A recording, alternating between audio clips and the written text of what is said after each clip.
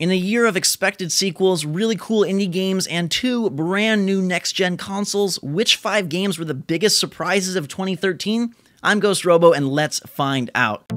This is a very celebratory video. It's about games that shocked me and made me smile. It's about games that started poorly and finished great. It's about games that had a negative hype cycle but came out of the gates with so much flair that they totally won me over, and so I'm very excited to share this list with you.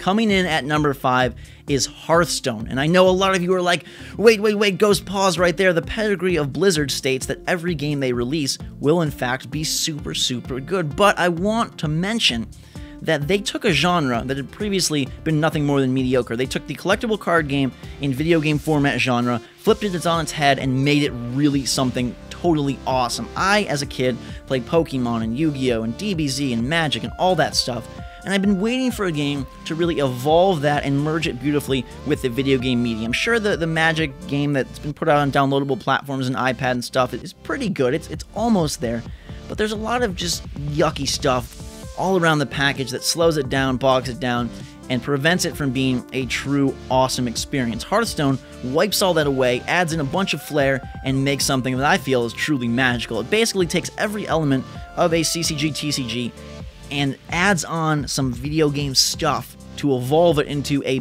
better mechanic. So you've got these arenas that are clickable just to have some fun extra stuff. You've got the cards that animate just enough but not too much to slow down the pace of game. You've got a speedy game that really moves with brisk pace and that you can get multiple rounds in that isn't, just clogged up with timers and waiting. There's not really any of that. And not to mention the fact that there's so much content here that you could be busy for hours with a core game that allows you to do so many different things, and that really is what a good collectible card game does. So you've got normal matchmaking, you've got normal practice mode, but then you have an arena mode where you're able to craft a deck that you pull from random cards and take it as far as you can, my personal favorite by far. And they've also brilliantly implemented a system where you can collect coins via questing, a la, their WoW heritage, and defeat, 3 opponents, or win 5 games in a row, or kill one of every of the leaders, and then all of a sudden you're filling your card pack with new cards, and that's really exciting. As a great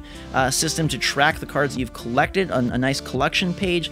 There's gold cards that are rarer. There's a whole lot of flair, and I can't wait until they expand upon this and deliver more and more cards, and for better or worse, I will be one of the first to fill their wallets. This is a game that is free to play in the best sense of the word because you feel like you can do everything you need to do without dropping much money. And if you want to add extra enjoyment to play more arena battles, to buy more packs, then you can drop your cash. But so far, I've played a bunch of this, and I never once have felt limited by a lack of purchase. Now, again, it's a game that you can get in and play a few rounds really fast, and that's probably what it's best off doing. If you're going to become a hardcore dedicated Hearthstone player, then you are going to be sacrificing some of your spare change in order to buy things. But nonetheless, this game blew me away in the fact that it took something established and made it a whole lot better, sort of against all odds based on past failures. Hearthstone is a huge surprise, and I can't wait to see where they take it in 2014.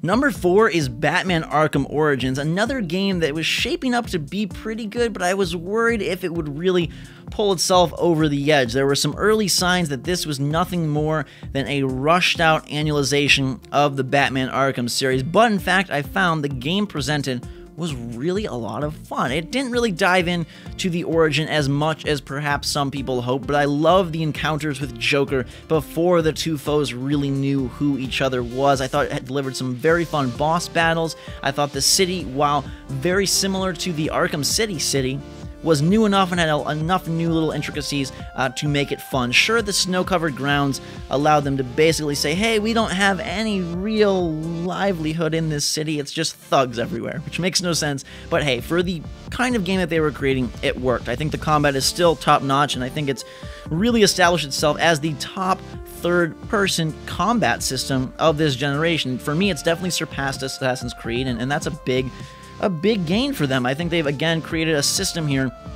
that can work well across multiple games, and the real challenge will be how do they evolve Batman beyond this. If they take Batman to the next generation, which they inevitably are, Rocksteady is already hard at work on something. Where do they go from here? Because I think a third game set in Gotham City with maybe a new island or two will fall flat, but this one added some cool new things. The shock gloves are a lot of fun to use in combat, charging up for more powerful bursts, and I feel like they really poured in the enemies this time. I don't remember fighting just dozens and dozens of foes like I did here, and there's nothing sweeter than stringing together a perfect run against 20 angry Batman foes. Now, they also included some detective mode work that really didn't affect the game that much, but it was a nice little change of pace where it did come in, and I thought the cutscenes were delivered great. The new voice actors did a fantastic job. People were worried that maybe Batman and Joker wouldn't really work out, but man, Troy Baker killed it as Joker. I love the inclusion of Bane and Deathstroke and some of these villains that we've come to really know and love from the Batman lore. The final boss battle also is really, really cool, and that's something that Batman Arkham Asylum fell flat on here. They really kind of did a nice job, I felt, with a unique boss battle that felt like it really fit in with the character you're fighting against without spoiling anything. Some cool environments, some cool side missions. I would have liked to see a maybe more lengthy adventure. It felt kind of short, but I can't say that I wasn't surprised by this one, because I surely was. I was expecting a game that came out and really didn't do much for me. 6 out of 10. In fact, I found myself really enjoying Batman Arkham Origins and considering it for my Game of the Year list. Coming in at number 3 is Rise, Son of Rome. Holy cow.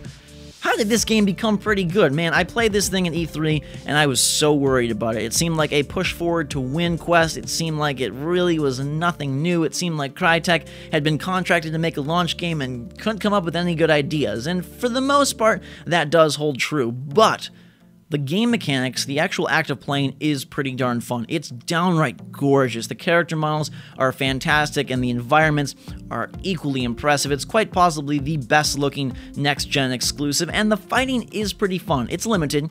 There are a limited number of enemies that you fight, a limited number of attacks that you can do, but some of the modifiers in how you can add XP to your attacks, how you can add power to your attacks, you can regain some health from your attacks, adds a nice little tweakable flair, and I found it very fun to just pour on the beatdown against these barbarian scum as I scorch the land with blood and guts. It is a very gory game. There's a whole lot of stuff flying out of everybody's faces and guts and arms and legs, but for a launch game, it served its purpose. It showcased the system's power, and it delivered a pretty fun and fast romp. Would I recommend this as a purchase?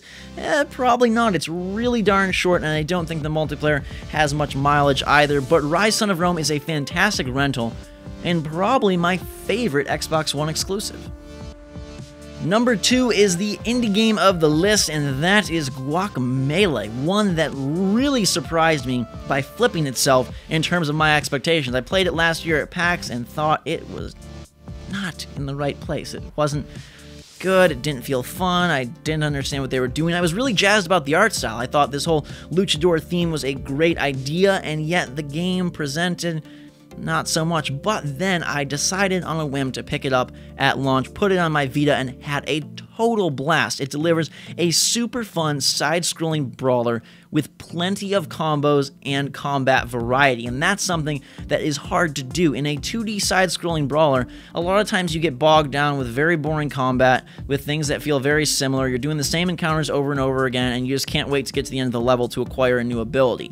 Well, Guacamelee does that whole new ability thing, but it also does great fun, challenging combat. Amazing boss battles, super difficult scenarios that not only involve fighting, but also platforming. What makes Guacamelee really great, and joining, this list, this cast of 5 surprises, is that it merges platforming with punches and does both super well. I love a good hard game. I don't love an unfair game, and I felt like Guacamelee was always within the boundaries of what makes a game okay in terms of being hard. It never was punishing unfairly, it only was challenging and demanded a lot of your skill. It's truly a game that requires you to practice and be good at it, and not so much that you're worrying outside of the game, can I beat this next encounter, but just enough that you build your potential, you build your prowess along the way, and you fight more and more foes, difficult bosses, and all sorts of things. It comes together beautifully at the end, and it looks great too. It's got a great aesthetic. There's this alive world of mariachi bands and all sorts of crazy luchadors, and then there's this dead world of skeletons and ghosts, and it's a really fun game. I think it's perfect for the Vita platform. I know it's also available on PS3, and I don't think you can go wrong either way. For me, the co-op doesn't really work. I like this as a solitary experience. I think that the challenge is better when it's you by yourself in these rooms of many different enemies, tackling them with your My Raid option of attacks. That's where it really shines for me, and co-op kind of takes away from that experience. But for those of you that enjoy multiplayer action, it does have a full story, full campaign co-op that I think could be enjoyable for the right person. Guacamelee it's stellar. It's one of my favorite games of the year, one of my favorite indie games of the year. It's beautiful, it's fun, it's challenging, it's perfect. I can't say enough good things about this indie gem. And coming in, the big number one, the trophy winner, the champion of the year for my number one surprise of 2013 is Knack. How the heck did I like this game? I still am confused. I, again, played this one pre-release and hated it. I thought they had developed something that was so subpar, so not what I wanted, and yet, in fact, the game is really cool. On the surface, it's this very childlike game with limited controls and not much gameplay. But when you dive in, you find a heartwarming story, really pretty visuals, and a combat engine that, while simplistic, requires a lot of patience and precision. You cannot rush into these battles haphazardly. You cannot run in and think you're going to win the day with a couple of quick punches. You must dodge, you must be careful, you gotta be patient, and that's something in games today that really is hardly ever emphasized. Most games want you to run in, guns blazing, go crazy, feel all empowered, and like you are Super Genie of the Aladdin planet. But this game requires you to be cautious, to be careful, to handle the fragility of your Knack creature with the love that you would of a younger brother. And so it's really fun for me to go into a game and have a happy story and yet have the game be rewarding underneath it. Most games that do these Pixar-style movie-like visuals and try to have a Disney-type story end up being really basic and really easy and really boring affairs, but Knack kept me on my toes. I wish that they had done more with the different power-ups, the different abilities, the ways that Knack can turn Stealth Knack or Fire Knack or Ice Knack. I wish that they would have included more of those. I think a sequel to this game could be really great because they can just explore all the different realms of Knackage and see how many kinds of creatures they can put in, and maybe actually include a true upgrade tree where you can switch between these forms at will, more puzzles, and then also bring over the really good combat. Nonetheless, Knack is stellar. I like the challenge rooms even. I think the co-op is a cool inclusion, and I wasn't really disappointed. The final boss battle is pretty tough, but not so tough that you will break a controller. I felt like the game was very, very demanding, but never excruciatingly bad or frustrating. There's no point where you're so overwhelmed that you can't do it. With a little bit of patience, a little bit of planning, you can get it done. And I like that. I like the fact that you have to see an encounter and think, okay, I'm going to tackle the guy on the stairs first, and then I'm going to jump attack the guy below so I can avoid his rocket blast. You know, there's a lot of that kind of planning on the go, tactics on the fly that you get to use while you're playing Knack. And again, it looks really good. It's a PlayStation 4 exclusive that I loved more than any. I put it above Killzone Shadowfall. Strangely enough, Knack is really cool, and while I can't recommend it for everyone, I think some people will be bored by the possibly baby-like story. I found it charming. I think some people will be put off by the very one-hit style deaths and combat that requires you to be patient. I found it rewarding and reminiscent in a very weird way of Dark Souls. I made a call out to this in my walkthrough of the game, and while it seems like the most strange comparison, and I never would have predicted it, the game shares something with Dark Souls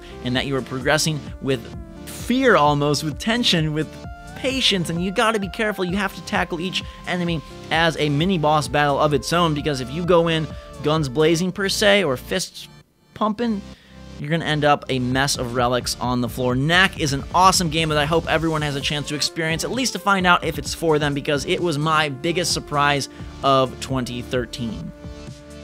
That's going to do it for the list this year. What were your big surprises of 2013? Let me know in the comments below, and also let me know what you thought of my list that I have presented here. Some really cool stuff that really took me by surprise and stormed the gates as some of my favorite games of 2013.